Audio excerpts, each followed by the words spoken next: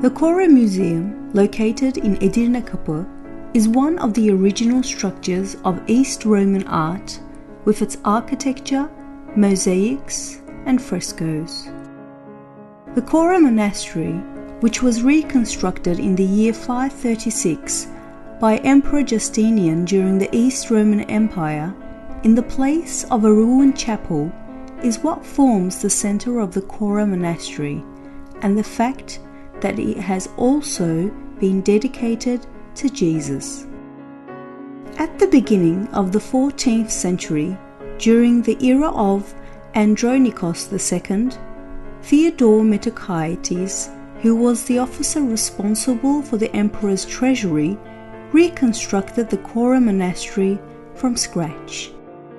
With his architectural resolutions and mosaics, as well as the magnificent mastership he applied to the decorations of the frescoes, and with a chronological accordance of the religious illustrations and iconographs, Metochites was very successful. Another feature which differentiated Chora from the other churches during this time is the use of the Apocrypha Bibles in the chronological illustration of the life of Virgin Mary, which was not even explained in the four Bibles.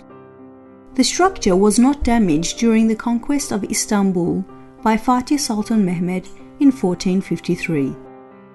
The Chora Monastery Church, which for a long time was used as a church, was converted into a mosque during Sultan Bayezid II's era by Grand Vizier Atik Ali Pasha in 1511, and a madrasa was added to it. During the period when the structure was used as a mosque, it is understood from the narrations of the visitors that the mosaics were covered with wooden shutters that could be opened and shut. The Chora Mosque was converted into a museum in 1945 by the decree of the Ministerial Cabinet. The museum, which also offers audio guidance services, is open to visitation every day of the week except for Wednesdays. Chora consists of 5 main architectural units, including the naos, which is the main space of the structure, the annex, which is a double-story building located to the north, the interior narthex, the exterior narthex, and the tomb chapel called the Paraklesian, located on the south. Entrance into the building is through the door located on the west side of the south facade.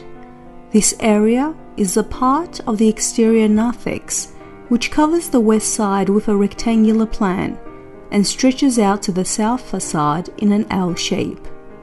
The Paraklesian section, which covers the south facade from the entrance with a rectangular plan, is located on the right side of the entrance.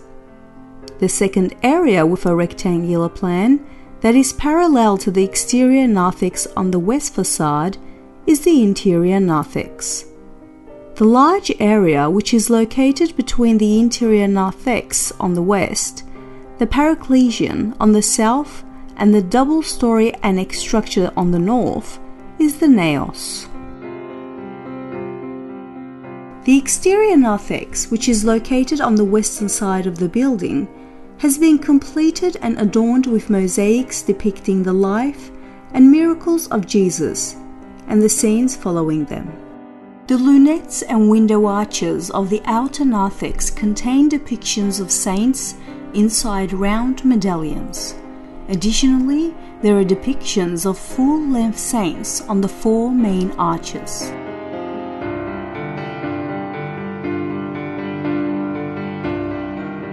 The Virgin Mary Hodigetria is depicted on the first northern panel, among the panels on the east wall of the exterior narthex. Anne with baby Mary in her arms is displayed on the second panel, and Joachim is depicted on the first panel on the west wall. It is highly probable that John the Baptist is depicted on the first panel on the east wall in the south, and there aren't any figures on the second panel. On the west side of the naos, The interior narthex is located between the exterior narthex and the naos and is completely adorned with mosaics. The interior narthex has been ornamented with illustrations depicting the life of Virgin Mary, the scenes that are considered to be a significant part of the art of mosaics.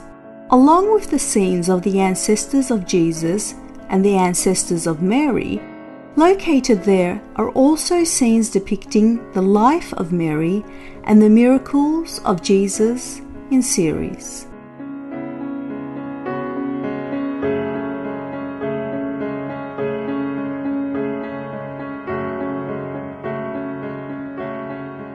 On the south side and right side of the entrance, the Paraclesion, which is separated from the exterior narthex by two columns adorned with winged angels, crucifixions, and acanthus leaves, forms an independent entirety both from an architectural and functional perspective.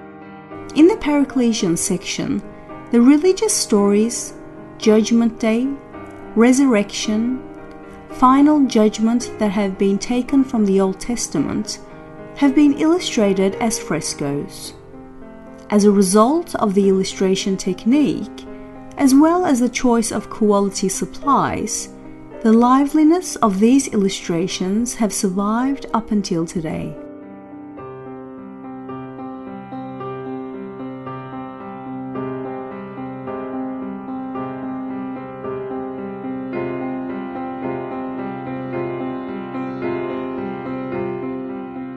There are 4 tomb arcosoliums in the Paraclesion, 1 on the north wall of the interior narthex, and 3 on the west wall of the exterior narthex, totaling to 8 altogether. These tombs belong to aristocratic families. Furthermore, underneath the ape slayings of the Paraclesion, there is another old tomb. The naos, which is the main structure of the existing church, is a structure covered with a dome and has a Greek crucifixion plan. The walls of the naos have been ornamented with valuable marble panes up until the cornice levels.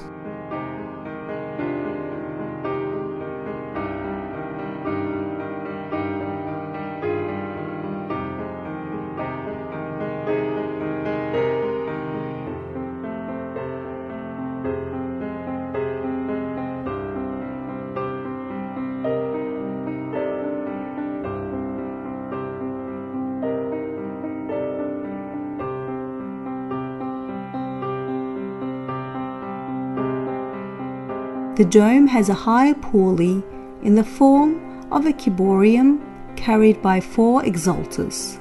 There is a mihrab built during the era of the Ottomans within the apse. On the south of the naos, there is a passage connecting the naos to the Paraclesion.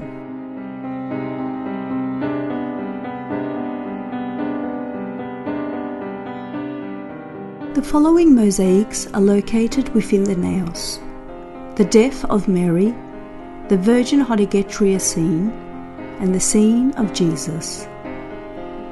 The annex, which is an additional building attached to the north side of the naos, is double-story, and there is a high probability that the lower level was the treasury building, while the top floor was the library of Metachites. On the southwest of the exterior narthex, there is a minaret today, which is known to have been a bell tower before. The round arches, niches, stone and tile works that cover the exterior of the building, as well as the semi-grades, have brought a liveliness to the exterior of the structure.